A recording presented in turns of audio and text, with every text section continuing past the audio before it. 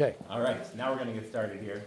We obviously very, very much appreciate having the Lecha, and we've had a wonderful Shabbos together. I wasn't at Shani's presentation. I was for a few seconds. I had to drop my daughter off at the women's cheer. She was only one, so I don't know if she got everything, but the well-attended, well-received, and Baruch Hashem, the oneg last night, the shiurim today, the drasha today, such wonderful, you can tell the kinds of sort of deep, but also holistic thought that goes into being an Eved Hashem and having the Bechafers here and sharing that with us their wisdom, calling from sources from all over, what we call, the Yam HaTalmud and elsewhere is really a privilege for us and honor for us. We said today's Parsha that Avram Avinu collected his Chanichav, perhaps one of the most famous Rashi's most famous Rashi comments about Chinuch, made famous, I believe, from the Piazetzna, and I think something which, and Shani, you can speak to this when you talk, something which I think a lot of school models today have tried to sort of replicate or to create the vision of being mechanech a child not in the way that you want, but in the way that he or she needs, and seeing the child for what they are ultimately asid lasos, what they're ultimately supposed to do, given their proclivities, given their skill sets. So Rashi tells us about Bayarkas Chanichav, that's what chinuch means, to prepare someone for their ultimate destiny. Not to say that you're going to be what I think you have to be. You have to learn this, and you have to do these types of educational systems, but instead to see within the child, what it is that they're meant to be. And I think a lot of teachers try to strike that balance. Easier said than done. When you're dealing with so many kids, you don't have a cheder system or a 1-to-1 ratio where you can just deal with one kid at a time. But I think towards the end of trying to accomplish that, it's wonderful to have the Bechavers here who have so much experience in the classroom, in the administrative offices, and now in the consultant roles or accreditation roles to try to make sure that the system is working as it's supposed to be working, or at least it's striving in the right direction. So we first have the honor of hearing from Dr. Shani Bechafer to tell us about her experience and her perspective on modern day Jewish education, and then we'll get into some questions after a brief introduction to our session tonight. Dr. Shaya. Okay. Hi. Sit or stand? Well, I'm going to stand. Okay. I'm short, so it's almost as if I'm sitting. When I saw the questions, I thought maybe it's good to have a bigger picture, just a couple of words on a big picture before zipping right into very specific items. In the 1980s, starting in 1985 to 1995. The number of Jewish schools, of Orthodox schools, of schools that are officially Torah Masorah schools, almost doubled. A lot of new schools were started. It was a period where suddenly people had money, and there was, Sephardi schools, schools for kids with special needs, schools for, the frummer schools, less frum schools, more and better general studies, this, that, the other. Okay, lots of breakaway schools. And if you're interested in more about that, I can share with you some statistics that I have collected about it, sort of how many years it takes in a community before the schools start having breakaway schools and things like that. There are some interesting patterns. But anyway, the point is, suddenly we had a lot of schools and a sense that instead of the sense of the community school, there was a sense of the school being the, sort of like I get to pick my school that's best for my child. It's a market. And it's very different when you have a community sort of working together to try to come together within diversity to make a school versus schools trying to establish a niche for themselves and being competitive with each other. And I think that this has, even though quite a number of those schools have closed, but many more schools have opened in places like Lakewood where the population is exploding and there's problems where there aren't even enough schools for the number of children, and kids get rejected, and so on and so forth. It's become, and the point that I want to make here is it's become a much higher pressure situation to send your child to school and to be a child in school. So that I don't think on balance that's a good thing. I think it's great that we have more ways to serve needs and things like this, but that sort of very competitive market environment is not so. It doesn't really help teachers and administrations and parents sort of tolerate the imperfect and figure out what to do about the problem instead of figure out how to get rid of the problem. Whether it's a teacher, oh well, they're not. The parents don't love this teacher. Okay, goodbye. We'll get a different one. There's so many people who want to be teachers. Not as many. Or it's a child, or it's a methodology. So you would think that because of this proliferation of schools, there would be a proliferation of methodologies of teaching, and that these new schools would have a clear vision of what constitutes good teaching. What is good teaching? So first of all, and they don't. that's the bottom line, of the plot. They don't. Most schools still sort of teachers do things the way that they experienced them when they were kids, but they try to make it a little bit more, like the rabbi said, a little bit more al pi darko. And al pi darko, often what it means is either, I'm not going to pressure them to learn so much, let's just have fun in class, let's just enjoy ourselves, and then the kids come out like illiterate in Hebrew, for example. Or it's sort of like, well, the child who is out of the box in the way they learn, depends how you construct your box, okay? But the child who is out of the box, we'll just send them to a different school. Al pi darko. Let them go somewhere else for their derech, or we'll take them out of the classroom and make a special classroom for them. Now, I don't want to make generalizations like that this is always bad or whatever, but it's not a rich understanding. Many schools do not have a rich understanding of what it means to have a classroom full of children with different learning styles and needs and social development, etc., and how to make that work, not like a factory, but like a place like a learning community. And that's the goal. So there are some very good schools that do that a lot. There are every school I've visited, and I have visited dozens of schools, has some like shining stars in the school, and a few schools have like really a consistent sense of what it is that they're looking for. But the thing is that it takes money. This is what you have. People sometimes don't understand. It takes money to have a school where teachers have time to prepare together, so they can have some sort of consistent theory, like an approach to teaching where they can observe each other's classrooms, so they can see how the child is acting in other people's classrooms. You have to pay them for like some extra time when they're not actually teaching, okay, like prep time it's called. And a lot of schools just don't have the funds for that. So a lot of times what I see out there is schools that are really trying to do a great job. I'm not sure exactly what it looks like. They have some really shining stars of teachers who just sort of either intuitively or by their training, they know how to make the classroom a positive climate, a climate where every child feels respected and known. And a lot of teachers just don't know how to do that, and they do a good job. And then there are some teachers who, unfortunately, should not really be in the classroom.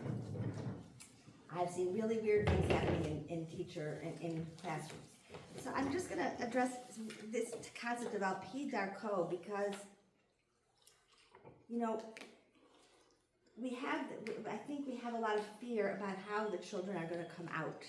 Are we going to lose them? So therefore we're afraid to push. And we're afraid to give a bad grade or to say, you didn't do well on this test or whatever it is. And kids, we think that we're giving them we're building their self-esteem. But that's not true. I'm going to read you a quote from Eric Erickson, and then I'm going to stop because there are questions, okay? And I'm just giving you sort of a little bit of a view of where I think, there is now, and I'll say something later about where schools are going. Eric Erickson says, children cannot be fooled by empty praise and condescending encouragement. They may have to accept artificial bolstering of their self-esteem in lieu of something better, but what I call their accruing ego identity gains real strength only from wholehearted and consistent recognition of real accomplishment, that is, achievement that has meaning in their culture. And in their culture and in their, and I would add, to their own progress. If a child is doing better, has acquired a new skill, it doesn't matter if this skill is like, it's, the competitive view is not really important. Has the child mastered certain skills that they didn't have before? And if they really mastered it, and you can tell them that they did, that's great. And that means something to a child. I once had a board member call me when I first took my first job, and it was right before report cards, and the board member called me and said, I'm just calling to make sure my daughter's getting an E in biology. I'm sorry, getting an A in biology. Yeah, who would want to be? An A, right. And I said, you know, your daughter earned a solid B in biology, and she was worked so hard, and she's so proud of herself, and we're really proud of her too. It was hard for her, but she really worked hard, and she's proud of that. And I would expect him to say, oh, good, you know, now I understand, now I'm enlightened. Okay, but yeah, but you don't understand, I'm calling to make sure she's getting an A. All right, so obviously nobody here in this room would do that, but principals sometimes are dealing with, because we have this very competitive society and environment and everything like that, sometimes people who have a little bit of power feel that they ought to use it to push things sort of for their kids, and that's really not a healthy thing, because the children will end up, it doesn't really boost their self-esteem to get an A that they know they did not earn. So that's just by way of introduction, and let's go on. You ready? Okay.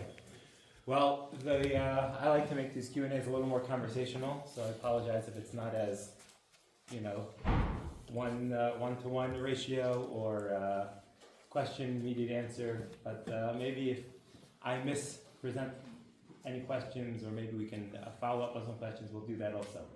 And you can take turns, or you can just let Shani take all the questions. You've spoken a lot, but hopefully we can get some questions for both of you. I will give them over in no particular order. Some people, these questions were from earlier in the week, some later, but when it comes to at least the world that we live in, which is you know, the theme of our chinuch within the modern world, so there's a, especially in America, a kind of valuing of other people's ways of life, and sort of the pluralistic society question, and making sure that we're not insulting anyone, and you know, the one true value of American society is don't hurt anybody else, you know. And whether that should or shouldn't be the case, that is the case. And if we want to raise our children, especially when they're young, in a way that respects other people, but also to give them over the idea that we believe in Torah min hashamayim, and we believe in going to davening is an important thing, and we believe that people shouldn't drive on Shabbos. You know, so how do you cultivate that in a child who doesn't necessarily get that nuance? What are the best strategies for raising a child in that way, of creating that respect, but also making sure that they have conviction about what they're doing is correct? I'm going to say something. You know, I think the principle of not hurting anybody is actually a pretty Jewish principle too. So that's pretty. You're talking about something that's very complicated, but respecting differences is something that little children can do about things like toys, and you know, how well somebody is able to hit a ball or throw a ball or things like that. They can learn how to be respectful of their peers, and how to be nice to their peers if the teacher pays a lot of attention and really works on it, and if the parents pay a lot of attention and work on it. There's something called the second innocence. And I don't recall exactly where I read about this, or I heard a talk about this one time, that children start off very innocent, and you don't want to sort of like puncture their balloon too young. You want to let them grow up in a sort of envelope of ideas and concepts and values and feelings, and then part of sort of like more high school adult development is learning about how the world out there is different, learning diversity of, how to manage and accept that there's diversity out there. And then, and I don't remember exactly how this happens, but then at some point as an adult, you sort of enter this second innocence where you've accepted what you're going to do, and you're not constantly questioning you don't like wake up every morning like, oh my gosh, what am I going to do? Am I going to be Jewish today? Or whatever. You sort of settle into something. But it's a more informed kind of innocence. I think it's important that when children are little, this is just my opinion, they don't have to be exposed to everything, but there's a respectful way. When I hear little kids calling other kids goyim or something like that because they just look different from them, that tells me, oh no, that's not good. But they don't know about the Torah. They do, like, why do these people drive on Shabbos? I mean, you find good answers like they don't know about the Torah, something like that, so they can understand that they have something special that they know, and their family knows. This is how we do it in our family. It's another good one, because this is how we do it in our family. It creates a positive identity of what your family is and that they belong to something. Kids need belonging very, very much. Adults also. But so if they have that sense of belonging, I think then they become more ready when they get a little older to say, yeah, not everybody thinks the way we do, but this is how, this is the Masorah that we have. Aren't we lucky? They have to see their parents and their family, whatever, they have to see us enjoying what we're Yiddishkeit. If all they see is us going, oy vey, it's almost Shabbos, I can't believe it, I'm not ready. And if everything is a crest and everything is, then their message they're going to get, no matter what we say to them, is, I'm not sure I want, this is not something that attractive to me. So, we have to sort of act it out as an attractive thing. I know I'm not really answering the question. You can answer the question. I don't think I would answer the question. I think the question is a very good question, which requires a lot of thought and practice, which is not happening. To tell you that many people only build themselves up by tearing other people down. It's much easier to build ourselves up by tearing other people down than to actually find our intrinsic and essential advantages in a positive way. And this is something which not dealing so much with elementary school or high school, where they do get these attitudes, usually by statements which the teachers make flippantly, not paying attention, or sometimes by the very superficial deploying of the statement halacha b'yudua esav son Yaakov, right, which is always misinterpreted and misunderstood and misused in order to be elitist.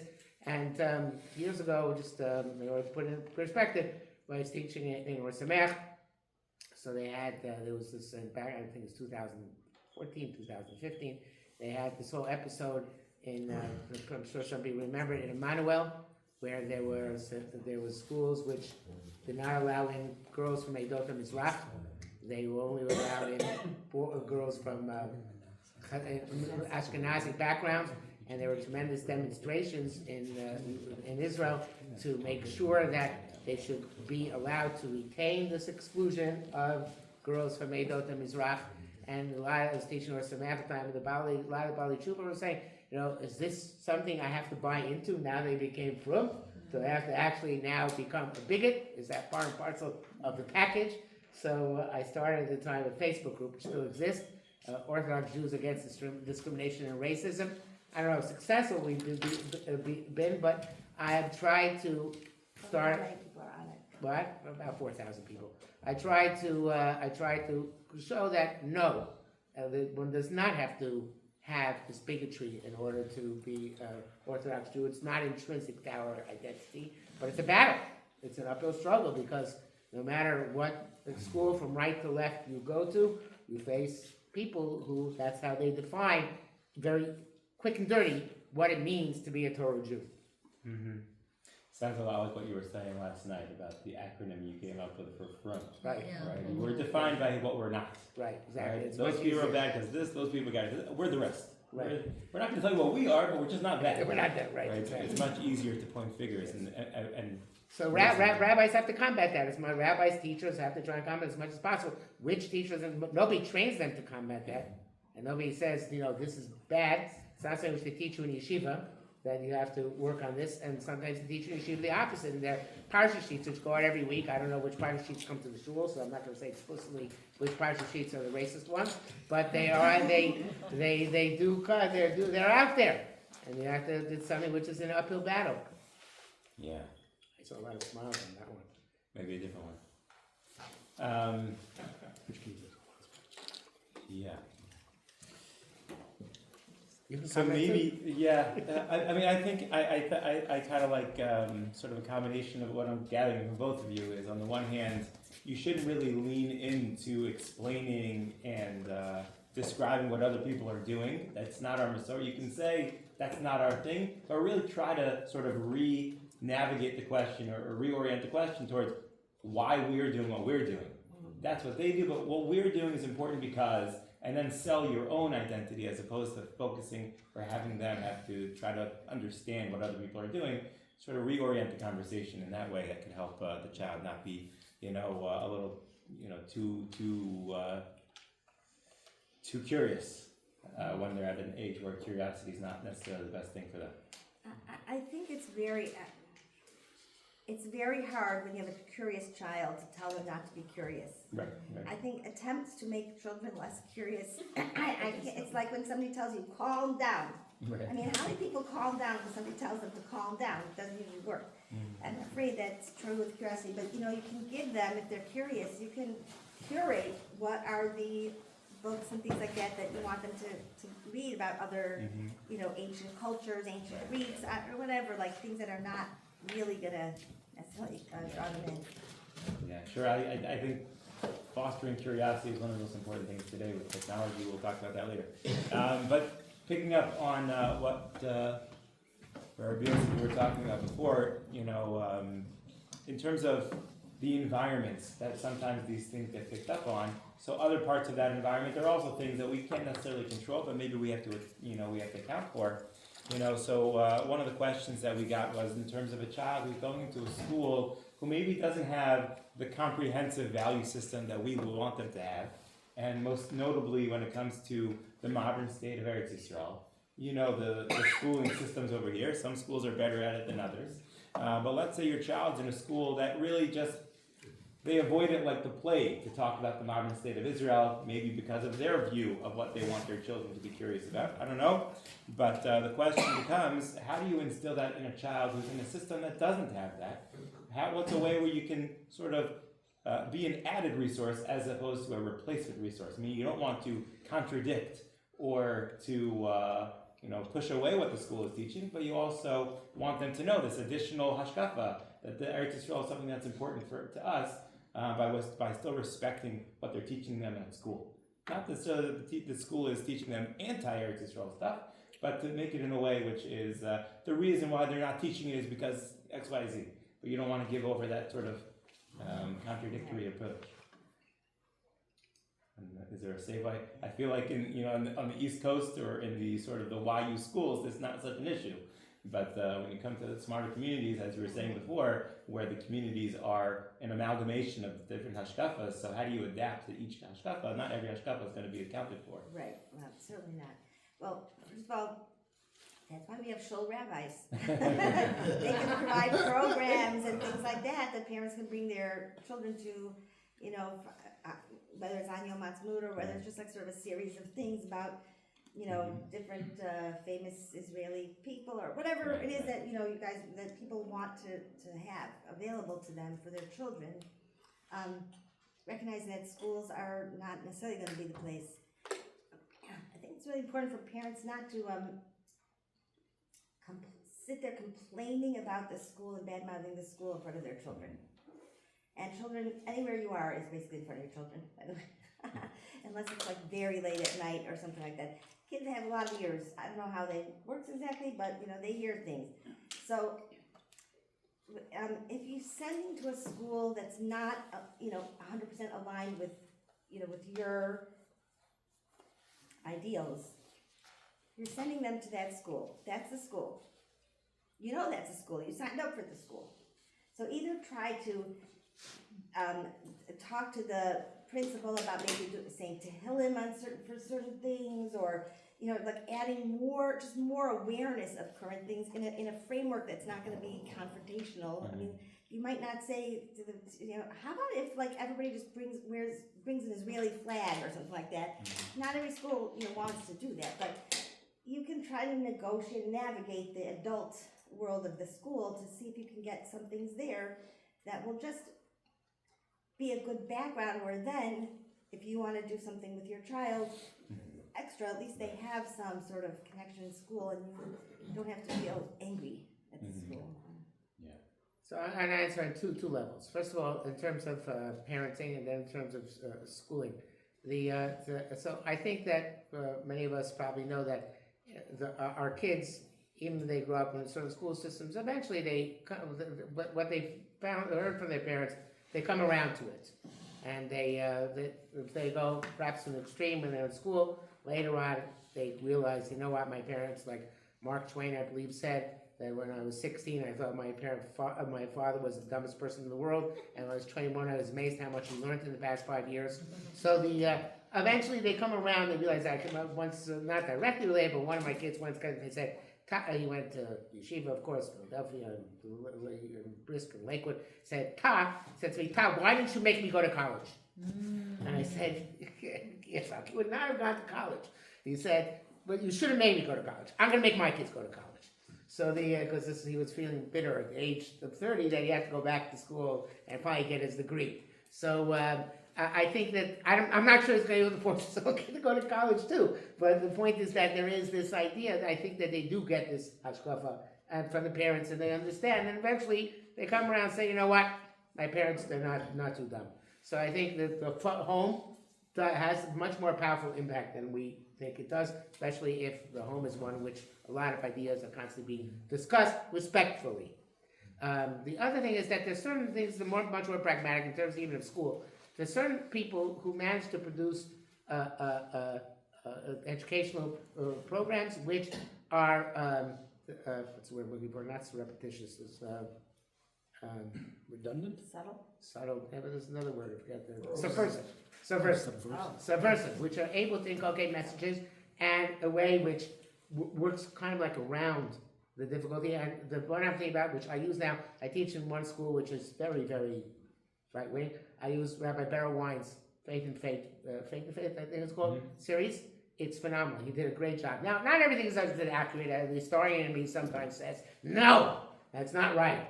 But basically, he did a fantastic job of bringing together different hashkafas and different perspectives, and from right to left. And it's really subversive that way. In other words, on the one hand, he's pretty kosher. Most people regard him as being kosher. And on the other hand, he brings in perspectives which you might not necessarily get in the yeshiva school, but he's better wine, so it should be okay. So therefore, this is something which I actually use in the classroom, in the school, and it's very effective because it gets kids to think in ways which otherwise, they would be very narrow-minded. So I think that is, and that's what you can use at home too. It's free on YouTube, the whole series, and it's a good series. So I'm just giving that as a practical example, and there are many, I'm sure, other examples as well. You find things all over the place of this type of subversive material in a good way. What's the name of the series? Faith and Faith. It's Judaism in the 20th century. So, which are able to inculcate messages which we'd like to see our kids get to make them broader minded. Right, but not in a way that's going to get them sort of like on In the trouble. wrong channel Right. of their school. Like you're looking at the wrong thing. So Right. is this kid? This is a good way. That's why this is good. Yeah. Okay. I did get a complaint, even still in school, one thing something about that they felt was not appropriate. It was only a small segment of one of the videos, so it was, they said you can continue on. I'm interested to know how bad that was. But we'll talk about that maybe later. So I'll tell you now. It was actually it's a very yeshiva school. He wanted to show them these are very powerful pictures, relatively speaking. They tried to show the decadence of Berlin in the 1920s. it had some pictures. And had pictures in there which they didn't. I thought we were going to talk about No, a tickler or no, something. no. All right, wasn't as bad as I mean, it's a bit whatever. It wasn't what I thought it was. Right, that's why, that's the point I wanted to make. Yeah. Yeah. So you mentioned before, you know, the son who grows up or the daughter who grows up and realizes their parents were right. So I once heard a few years ago from David Pelkovitz, who I'm sure you both know very well, that that the same thing is true when it comes to technology. That at least in the last 10 to 15 years, the kids who were given cell phones in their high school age ended up later regretting it and would have wished, scientifically that's what he says the studies show, they would have wished that their parents would have introduced it later. So this is somewhat of a softball introduction question into the technology debate. What are your lines of demarcation? When should a kid have a phone? Is that the same time or a different time as when they should get social media, if they should ever have it? And I guess in the same vein, what is your take in terms of policies for schools? I know that's a big thing right now with Jonathan Haidt's whole enterprise. But what are your personal takes? What have you seen work in schools? And what would you recommend for schools? You can go first. No, go ahead.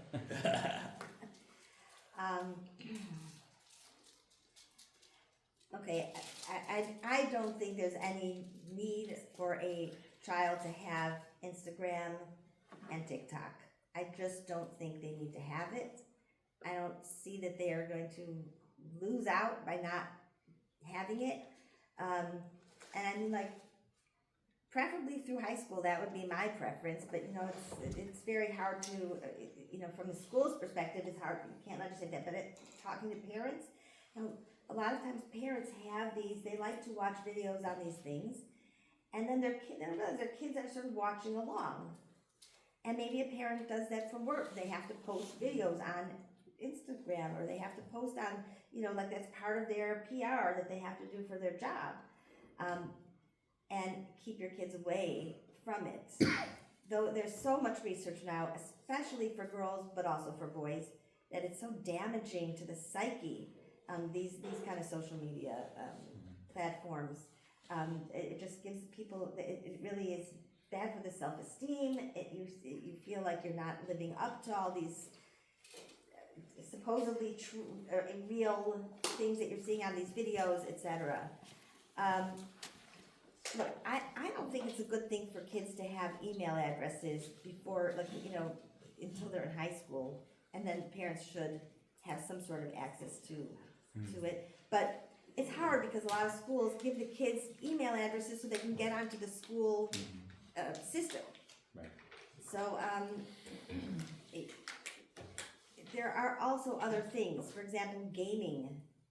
Gaming is a gateway into kids a lot. You don't realize that kids can be interacting with people all over the world who pretend that they are children who are playing these games, and they really could be like predators. I mean, yeah, they could be anything.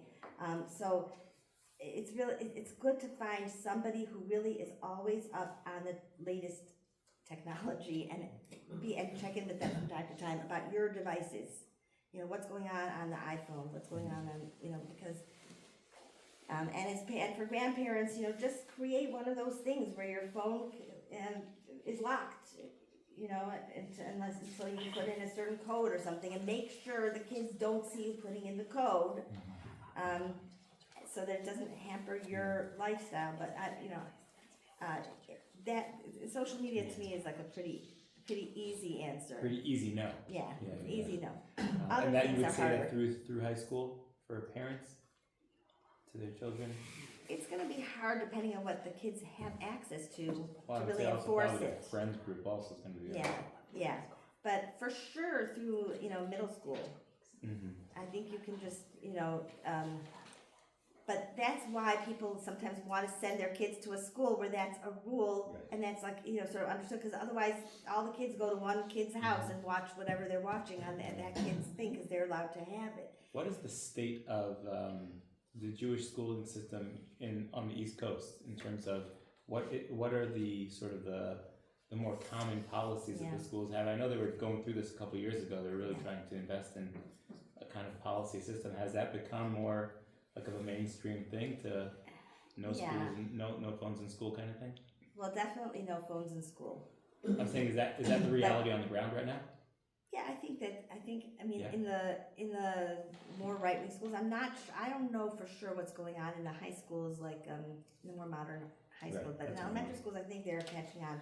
I mean, I think Didn't they Maya definitely note did. like just banned Yeah. cell phones or Did something? they, that's what I was gonna ask, I think my Maya note note and just banned cell MSK, I'm phones. not sure what's going on Which is a there. big deal. I think every year another school gets added to that list. Yeah, I want to tell parents or grandparents here, your children are not reading books, and your children and grandchildren, they're not reading. Well, my principal, I teach 8th grade, and the principals always tell me I should never be shocked at what children don't know because they don't read.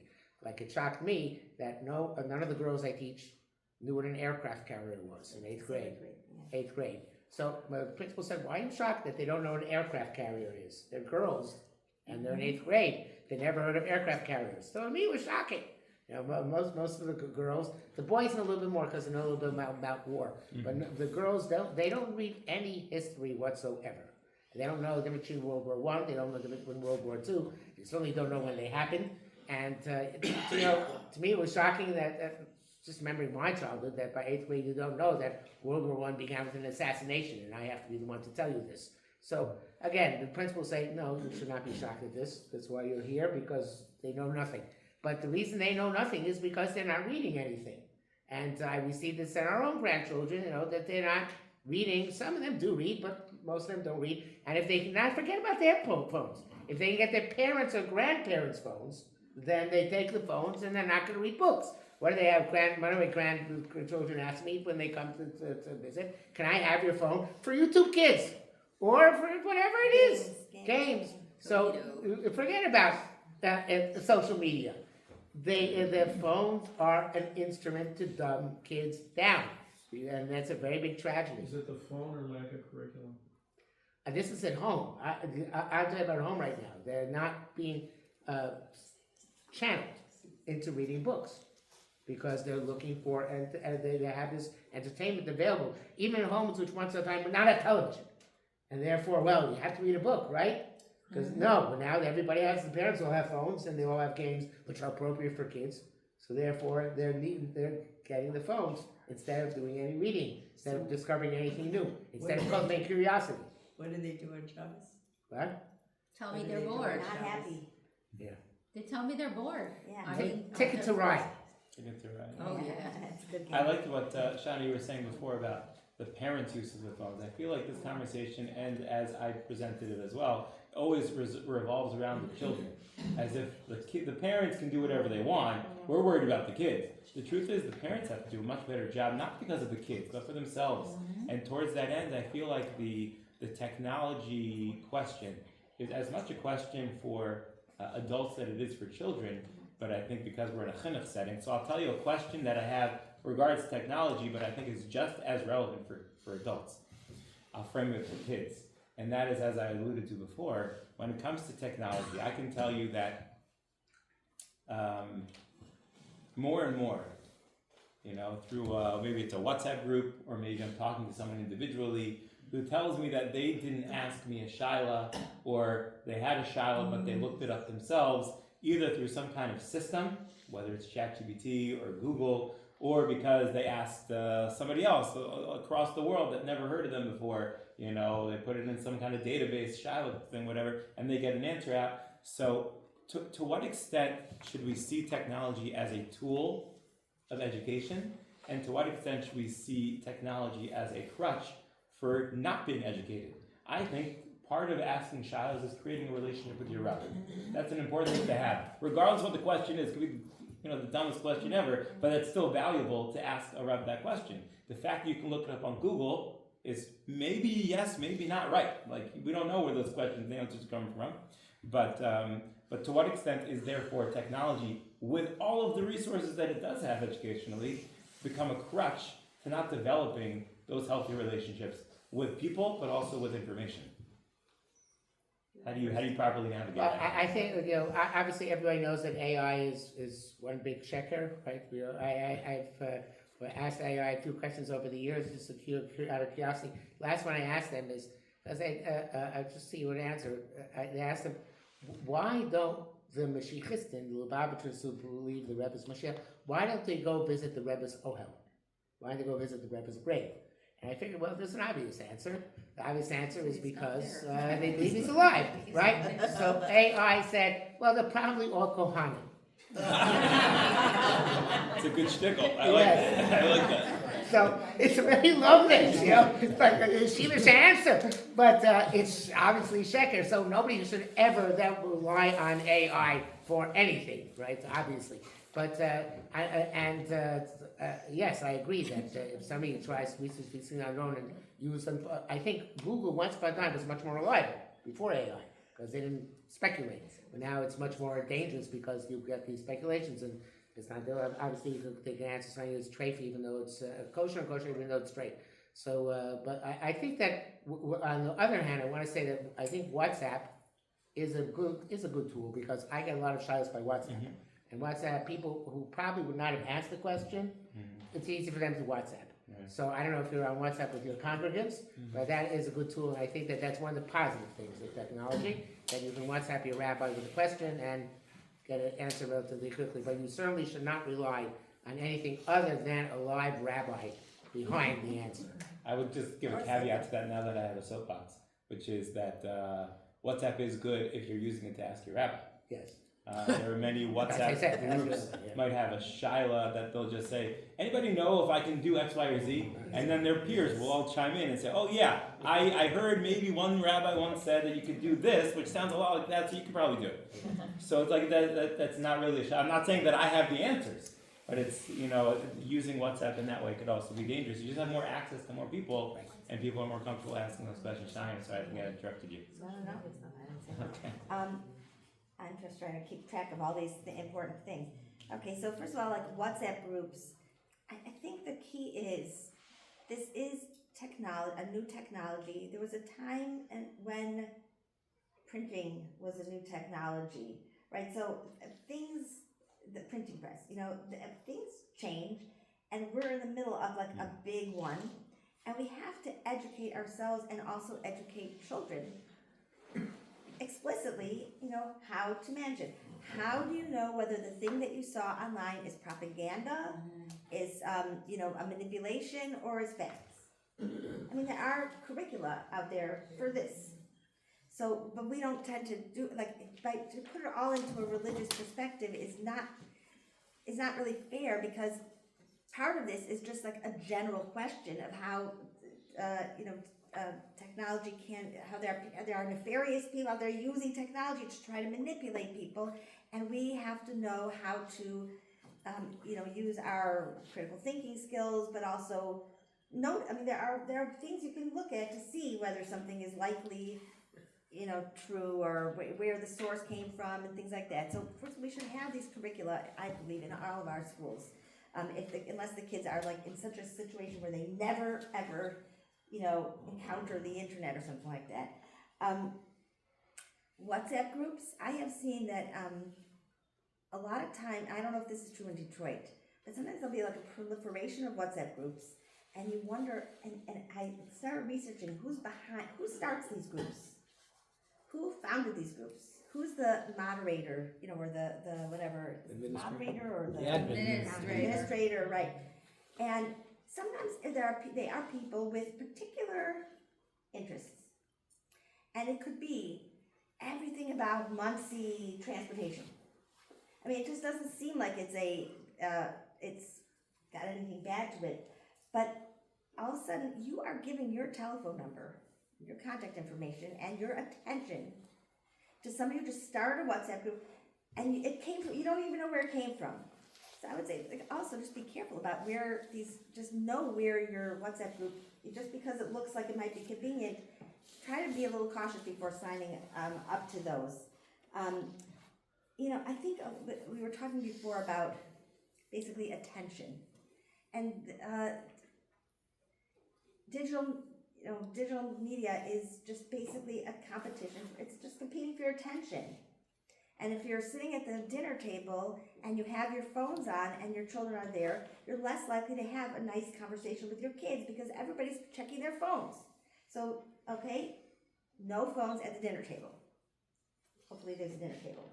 It's not always that easy to do. Okay, or whatever. So families can make rules that just forget about bad things on there, just the attention thing. Okay, there are numbers, I don't have it offhand.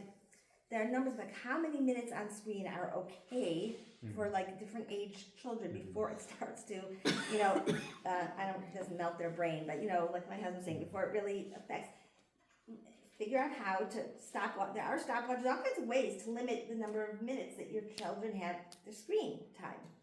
And after that, they don't have screen time. You have to have other stuff for them to do. But it's okay to put a limit. It's okay to say this we do this with Jewish things all the time. It's Shabbos up. It's 6:51. Now you can't color anymore. We do this. So our kids know that there are rules and boundaries.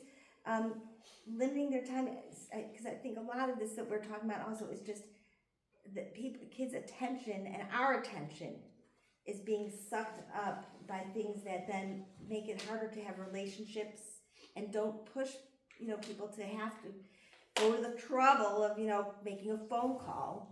Remember when, like now it's such a, my kid's like, will you call me on the phone? Why didn't you text me? You texted me? Why didn't you WhatsApp me? Or people who listen to messages. Right. No one listens to a message. Right. You called. Did you listen to what I asked? Right. I saw that you called and I didn't listen to your message. At least be honest about it. I saw that you called, I didn't listen to your message. So what, was it about? So that's right. It's there. It's not going away anywhere. So we have to just learn how to manage it. So that's part of the question. And I know there's probably not an issue with 7th or 8th grade with Jewish schools, but I was speaking to my brother-in-law recently, and I had read a lot about how college students today aren't writing essays anymore. Not because they don't have the assignments, but because they can just put it into a machine, and the machine will write the essay for it. So I was talking to him about how terrible is that? Like, when you're in college, why you got right now, and I asked him how much are you even writing your essays? He said, I write my essays. I said, oh really? You don't use AI like all the things that are saying that the college kids are doing now? He said, no, I don't write my essays in AI. I said, really? Okay, that's so interesting. So how do you approach your assignments? You do your research online? So no. First, when I get the assignment, I'll ask ChatGPT what should be my outline for the essay, and then I write the essay. So to him, that was not using AI, right? So my question is, how do we, cultivate in our children, not just asking AI everything, but also the critical thinking skills to be able to develop. Is the answer just no technology? Like when you have to give a test or an essay assignment, is it all handwritten? What's the answer for schools today that are trying to develop those skills that children can, that are supposed to come out of school with certain, ways of thinking, the strengths of their critical thinking? How do you develop that without sort of just saying you have to do everything in class and handwritten? Are there tools? Are there strategies today that It's always the wrong guy because I give everything in class and I make it handwritten. Yeah, I guess that's one way to do it. I'm sure the kids love it. Not just you. Yeah. I went to Akiva a couple of years ago, and I had an English teacher, and she would say, on a random day, okay, take out your notebooks and your pens and write a 5-paragraph essay on, and it would be on the board. And I forgot what it was called, but it was, you had to write an essay there in class. Now, of course, she had to grade them. So I feel bad for her, but that's how we learned how to write. It was great. That's how we learned it. Now, they can't do that in college. That's a different story, but it's possible to do, certain things. You have to know how to assess whether a child is able to do something by observing the child. As soon as you send it home in general, it's hard. What I tell teachers sometimes to do is have the kids make a new phone line or something like that, and have the kids call in every night and read their psukim to you, or their Rashi to you, or the Mishnayos to you, or whatever it is, so you can hear how if their reading is progressing. Clear and accurate and. What about him? And he's really excited to do it. Oh, yeah, okay, right, yeah, one of our grandsons has a Rebbe who does this, and you tell them, I don't know. You're better. He's very excited about it, apparently. I don't know if I knew. But they like the idea they can call their teacher, you know, and then the phone isn't a bad thing that you can't use. The phone is like a good thing, and you can use it, and it's good. And then usually the teachers just listen to it in the car on their drive in the morning, which is fine, you know. And then you can pick up whether a child has a fluency, like has an issue with fluency, has an issue with that they didn't really understand the Rashi, whatever it is you're trying to teach, you can pick up a lot. So it doesn't always have to be in class, during class. But this was true forever. This was not, this was a good idea. No one did this when he was in elementary school. His Rebbe had him call. Look, This was 20 years ago, you know. the reality is that you need to have a good teacher who interests the kids, you know, and otherwise a lot of these things are not going to work very well, especially if a kid is a troublemaker, a kid is chutzpahdik. The only way, which, you know, like when my principal in my menahel in high school told my mother, he said, when I look into Yosef Gavriel's deep blue eyes, I see trouble. Obviously I was a hard kid to deal with. And I enjoy making trouble. We had a Rebbe in 11th grade who unfortunately we drove out of Chinuch, and he had a vein on his forehead which used to get very red whenever he got very angry, and we'd like to see, can we get vein to pop out of his forehead and turn red. So kids are nasty kind of people. So but I have a lifelong interest in history because I had a very good 9th grade history teacher, and I don't remember what we learned, but he was fascinating, and the subject was interesting, and therefore I figured, this is something. And Baruch Hashem also had a 9th grade Rebbe. My 8th grade was disastrous. In 8th grade, the Rebbe hated me, I hated him. How do I know he hated me? Because I was learning in Israel, and in Israel you have desks which always had 2 kids at the desk. So he made sure I sat by myself, and he also made sure I had the last desk in the room. And it was behind the door. So whenever the door opened up, I was cut off from the rest of the class. So I'm Baruch Hashem, 9th grade, I had a fantastic Rebbe who really was interested in us, and he was sincere and he was interesting, and that was turned me around. And we learned Baba Basra, and that became my favorite Masechta. I would say from Baba Basra. I think I don't know what the schools can do practically so much as have the teachers have an attitude. Let me try and interest the kids. I won't be able to get to all of them, but some of them I'll be able to get to, perhaps even have a lifelong impact on them. Yeah. So moving away from technology, I know this is another one of those Jonathan hate big topics in terms of cultivating normal childhood experiences, not in the structure of the 4 walls of the classroom, keeping them holed up there from 7:30 to 5:30. And they barely have any daytime hours. They never see the sun. In some kind of free exercise with their kids on the block. Speak towards some of the strategies of balancing structured school education, but also giving your children the freedom to make mistakes and be with their friends and go around town. I know that Haight talks a lot about the difficulty parents have of letting their kids go down the block without supervision, that kind of theory. Tell us, where you stand on that balance between structured school and unstructured free play. Okay, so I just have to say that one of our kids has a new baby. It's their first child, and I never really viewed helicopter parents quite in that. I don't know if it's called helicopter rivers. They're constantly like a few feet away. This little toddler is like toddling along, and then these 2 adults are like staring at her every move and never let her out of their sight. Okay, so I know that there's, and people can get anxious about things that can happen.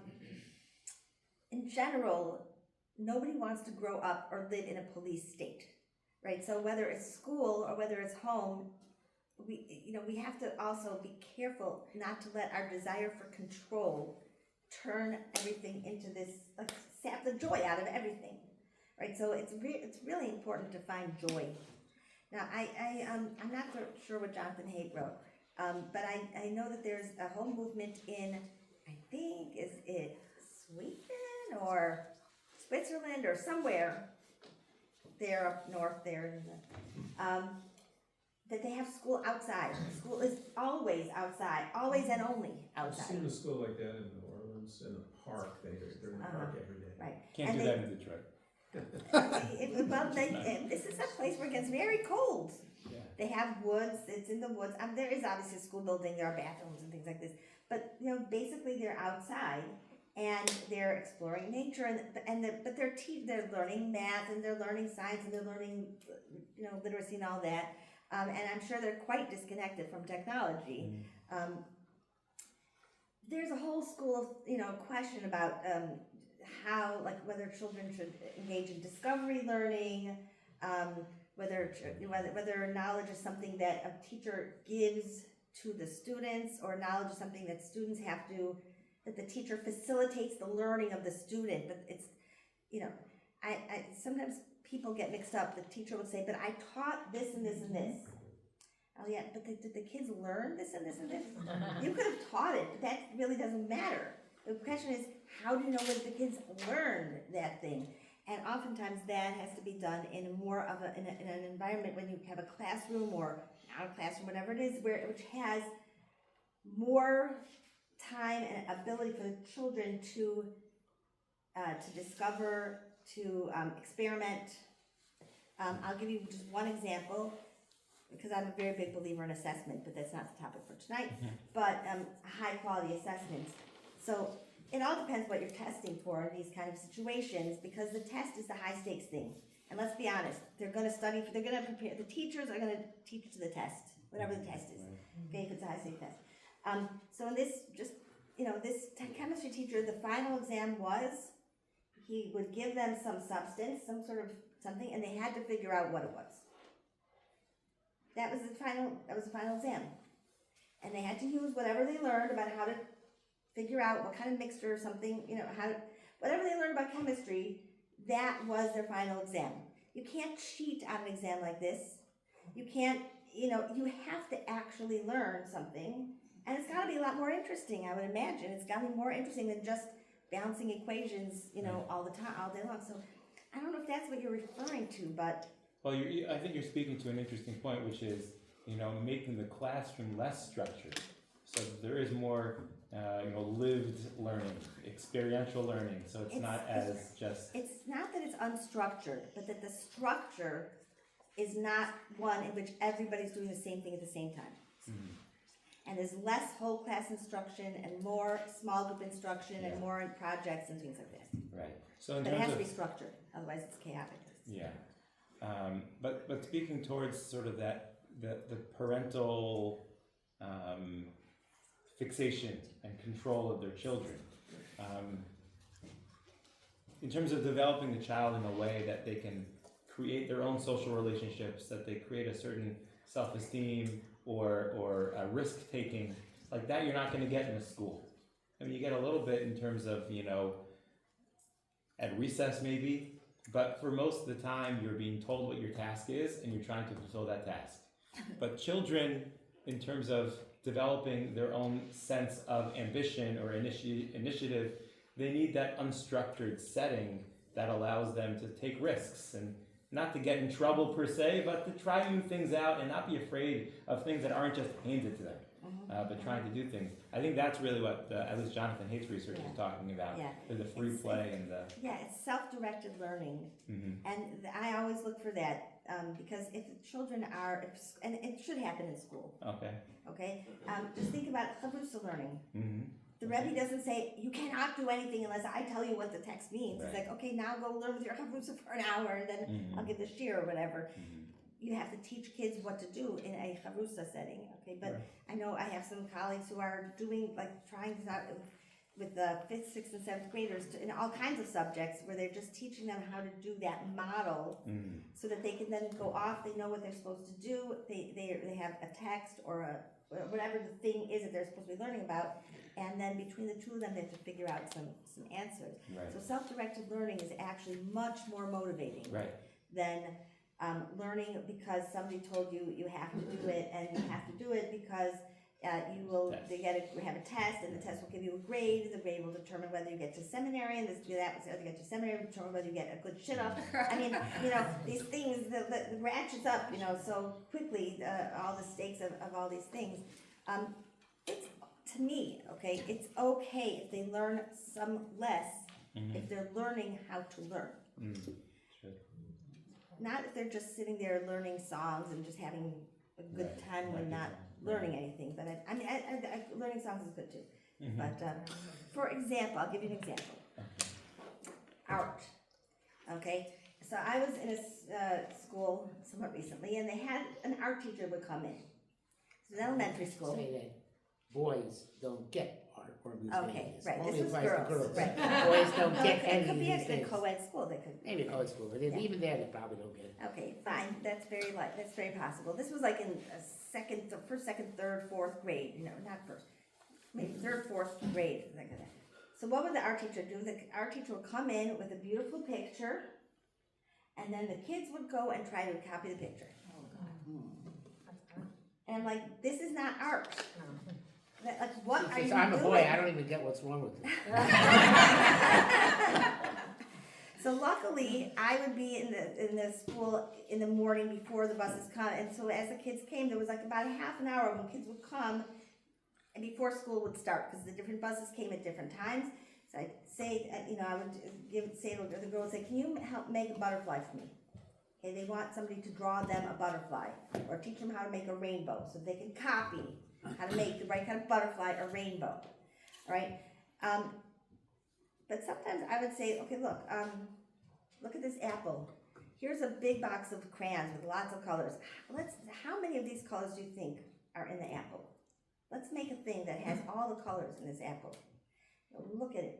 There's like little yellow dots, there's little bits of green, and they would look through the colors, and they would that is enjoyable, and that is sort of teaching them how to view things, which to me is like at least somewhat connected to art, is that you look at things and really see things.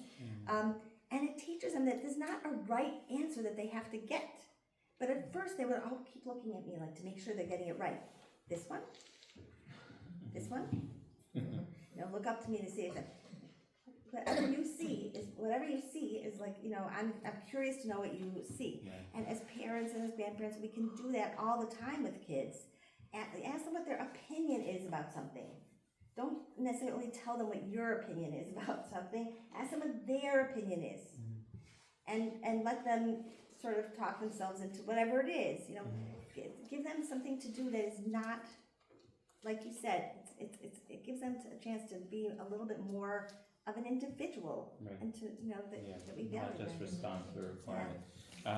So Rabbi Bechaver, earlier today you mentioned, I think, something which was tongue in cheek, but I think it was a real question a lot of people have, which is speaking to the rigidity versus the exploration point in terms of Jewish education, in terms of chinuch of learning.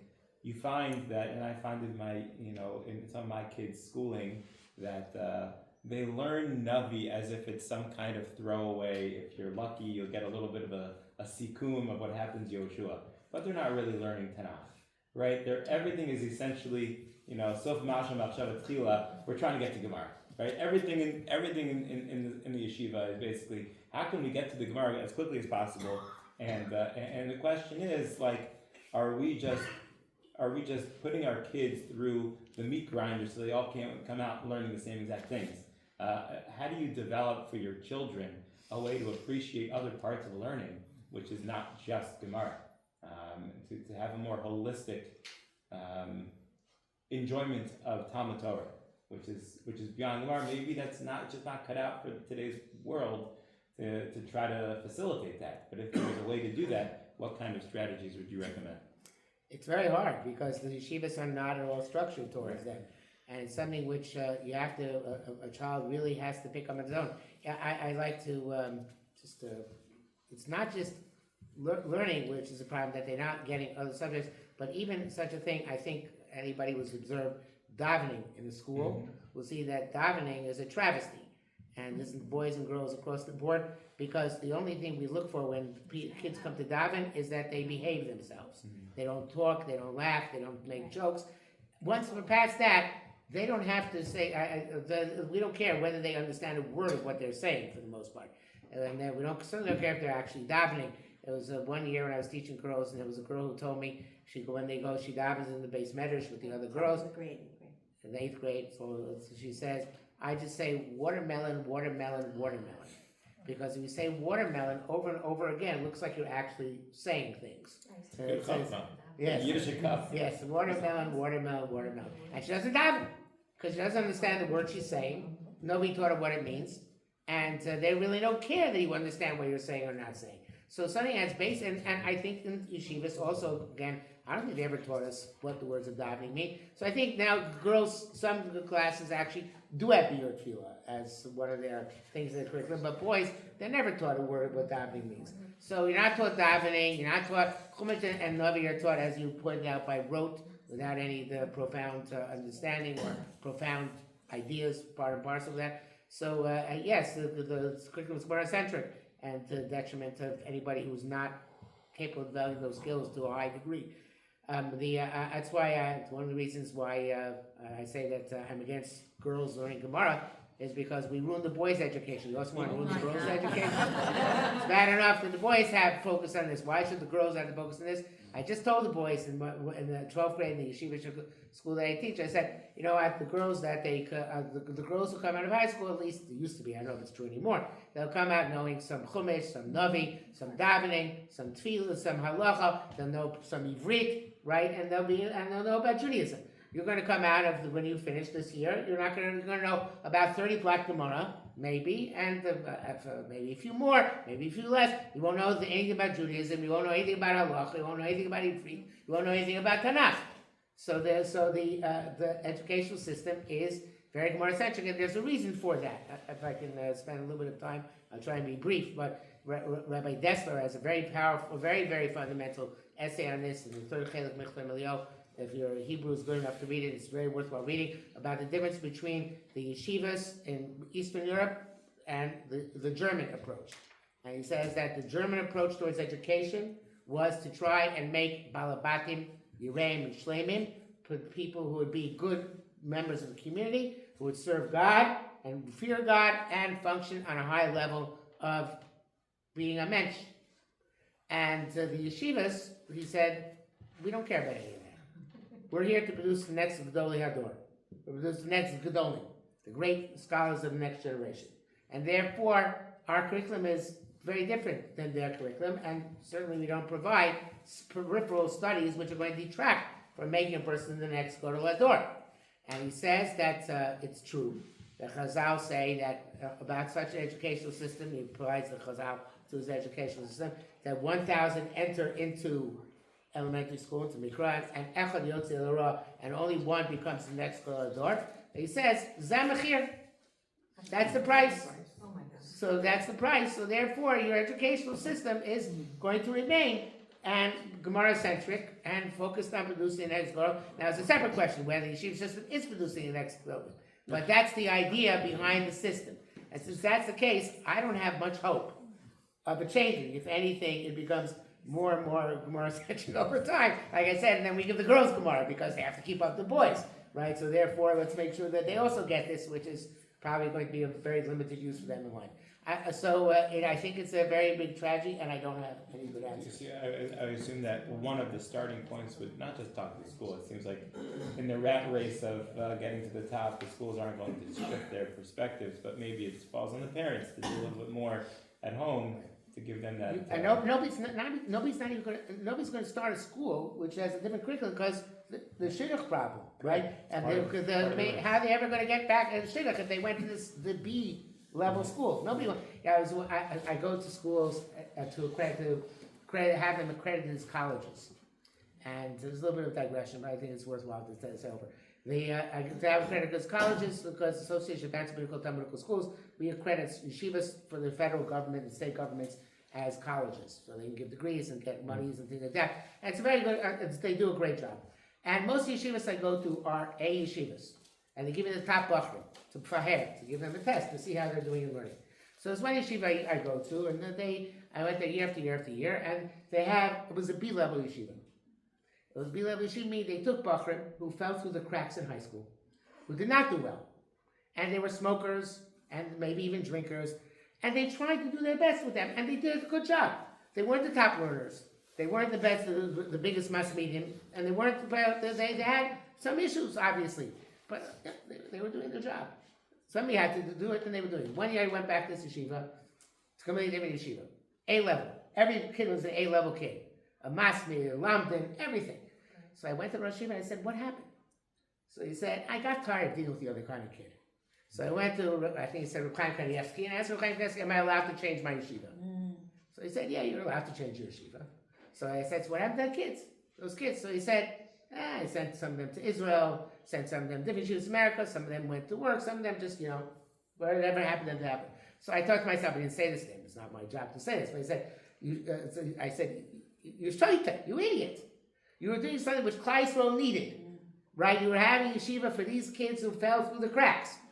And now you're just doing every other guy does, every Rosh Yeshiva on the East Coast, right? You go up to Garden State, every exit has a different yeshiva which is doing the exact same thing. So I think that the problem is that that's the trend. That people are not, it's a very hard thing. And even for your own self-respect, to have a B-level yeshiva. And nobody's starting it. That's a very big tragedy. I don't know what the answer is. Yeah, that's a tough one. I hear the Baal Shem Tov speaking when you tell that watermelon story, that after he said the Baal Shem Tov would say, we all have to make sure that even if we're saying Hebrew words, we're also not only saying watermelon. Yeah, because a lot of us are also just saying watermelon, Right. even if we're saying Even Hebrew just words. saying the word, exactly. It's Hashem, we should all be zocheh to say more than just watermelon. I just want to open up, your Achmil had a question that he wanted to follow up. So the problem that you're mentioning within yeshivas, with the emphasis on Gemara, would you say that problem extends to Hasidic yeshivot? Yeah, it used to not to, but it certainly doesn't. But there are almost all Hasidic yeshivas now, they follow the Litvish model. They're no Hasidic yeshivas of the old style, which try to generate balabatim. Freer Hasidim still go to Kollel, but the yeshivas are all structured in the same model. But the Hasidim are better. They have more B-level yeshivas. They do have level yeshivas to deal with this because they're community. They have to deal with this. So they do have, I think, more better B-level yeshivas. But they're separate institutions. Anyone else have like a really burning question they want to get off their... You were talking about watermelon. What's the story? Watermelon. I He used said to do the that. girl who No, said... well, I'll tell you where that came from actually. Those of us who went to Not public school, McDonald's, I have to clarify. those of us who went to public school who were forced to sing whatever during Right. they were told instead of singing it, just say watermelon, yes. So That's instead of where the religious school, instead of like no, this is when I went to public school. right, instead of religious songs, you're doing that. What are you When doing? they it were singing Yashka music. Right. Really? Okay, This so is what they were told to do. say word. Make it up. And if you Watermelon. ask Mrs. Berg, she'll probably tell you the same thing. All right. Interesting. Never heard that strategy. I could have gotten a lot more. Yeah, Sean. Well, when we were I didn't have a dime for choir, like if you were part of a choir and you didn't like learn the songs and you would just sing watermelon up there. That was the trick. Okay, I don't know why this couldn't get to me. Baruch Hashem. I Yeah. also sang water, like we didn't know the Lemaisa, words of the song. actually maybe it's more the question so to you, to that. What problems do you see in our community, I mean, not specific, in general, that I don't know how many teachers are here, but as parents at least could address more to help the teachers, so that in the end the kids are helped, like something like that. You're saying what can the community do to help support the teachers, Some help of the the kids? problems that you heard about that some of the kids experience in general, and that we parents could do more to help the teachers and to help our kids. Something to walk away with, something tangible.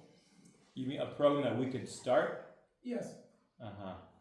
I mean, we're speaking here a lot about sort of the kinds of developing ideas which you can't get in school, which I think maybe at a shul level you could probably do. Things that are more experiential in terms of, maybe it's art or maybe it's more creative learning, that kind of stuff. I think free the play. shows a lot of times, I think you probably still do, and know how successful they were, they provide youth movements and youth groups on Right. Shabbos afternoons and times like that. Now, I think youth movements have kind of petered out. I'm not sure about here in Detroit, There's some. but that used to be some, and when I was growing up in West Hempstead, so our principal, every Rabbi Findel, every Shabbos afternoon he used to gather us youngsters and he used to learn with us for an hour, which was a very, very powerful thing. A lot of influence even though, we learned also Gemara in school, but learning with the principal out of school had also a major impact. So there is this idea, obviously, there's a lot that community can do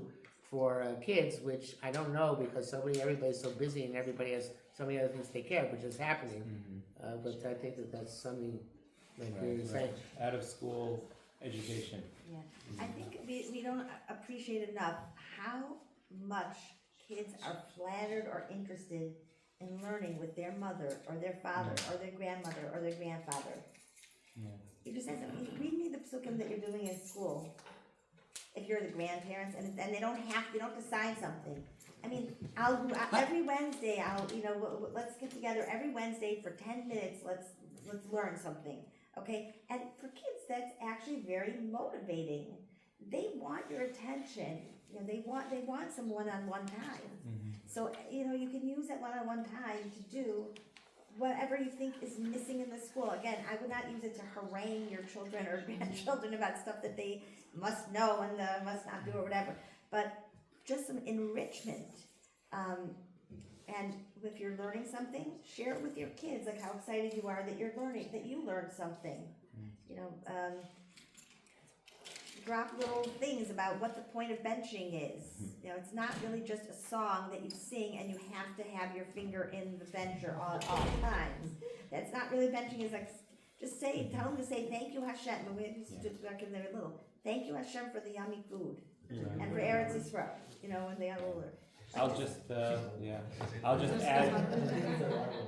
add as a way of closing this. Thank you to the Bechhoffers for obviously being here over Shabbos and for letting us into your minds and sharing some of your wisdom so that we can take it with us and also think about it ourselves.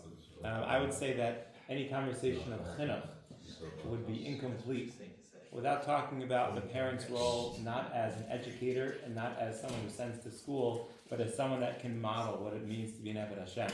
And while we do focus a lot, this teacher can do this better, the curriculum is missing this information, you have to give them more, free play. I think there's no greater influence, maybe I'm wrong, but perhaps there's no greater influence on a child's own Yiddishkeit in their development than the parent who can take seriously their own davening and their own learning, whether it's at home. Rav Hutner has, I don't know if I agree with this 100%, but he makes the point you make. He says that the question is, you have a parent who could daven with kavanah and let his kids run wild in the hall, or you have a parent, that parent can go and make sure that their kid is well behaved, not sitting next to them, making sure that they don't go and run wild. So they asked for a Hutner, I don't know if he posed the question himself, but I asked for a Hutner, which is better? So he said, it's better for the parent to actually daven with kavanah and have the child run wild. He said, why? Because otherwise, every generation, nobody's actually going to daven. Because every generation, they're all going to be out watching their children. And nobody's going to actually daven. But if you daven, even though your child runs wild, you're modeling the behavior. And then, when they grow up, they'll also daven. Yeah, I'll give you a vart along those lines that I said over right here last week from Parashas Noach, the Yiddah Kadosh. The Yiddah Kadosh says that on that Rashi that everyone knows at the beginning of Parashas Noach, that Ela told us Noach, each tzaddik, that the toldos of the tzaddik are as meisim tovim. So the Yiddah Kadosh said in jest, there he said that he said every generation the parent says, I'm going to work and I'm going to do things well so that my child can grow up and be a good yid.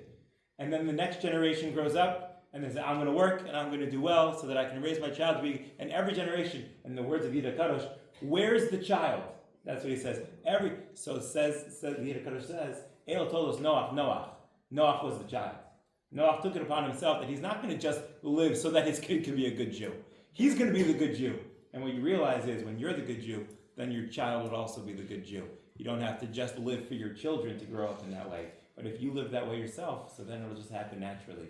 Ela told us Noach Meretz Hashem shall be self, and not just to train our kids, to make sure our schools are doing well, but also that we're doing well ourselves, whether it's with phones or with our own learning and our own davening. And in that way, that'll be the greatest education we can give to our children, through modeling to them what it means to be an Eved Hashem. Thank you so much to the Bechhoffers. Thank you to the Ungers. Thank you to the Shul for coming out. Thank you to Avi for bringing them in. Thank you to Steve and Sharon for helping bring them in.